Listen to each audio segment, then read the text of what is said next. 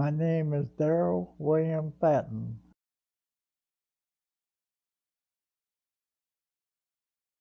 I started driving a truck when I was 13 years old, out on a farm.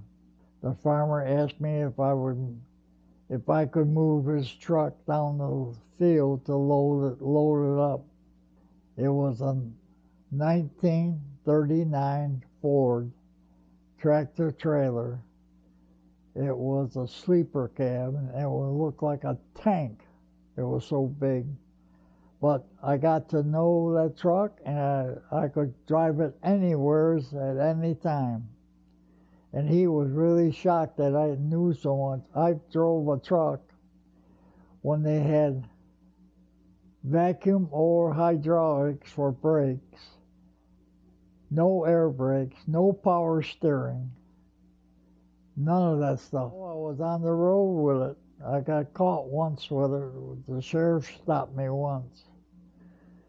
And they asked me for my license and registration of the truck. I could give him the registration, but he says, where's your license? I says, I don't have one. He says, how old are you? I says, 13. What are you doing behind the wheel of the truck? I said, I've been driving this thing for over 6 months.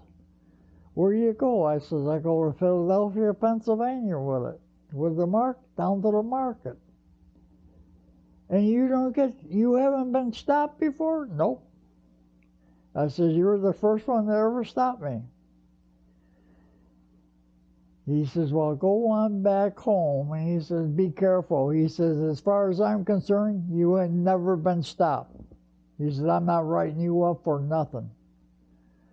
So he let me go. But I wanted to go in the military.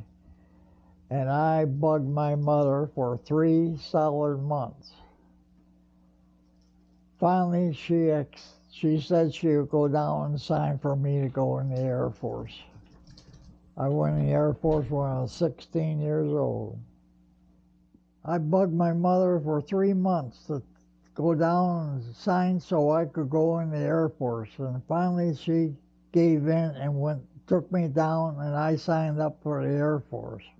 I went to San Antonio, Texas, Lakeland Air Force Base.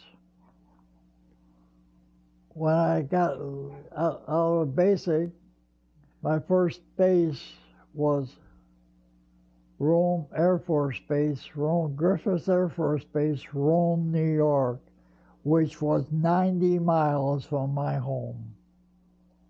I was in the 27th Fighter Interceptor Squadron in Rome, New York. They had me doing different things at different times.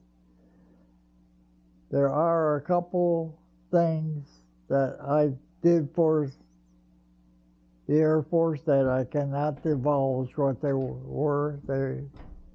They asked, I signed papers that never to divulge what I was doing because it was top secret.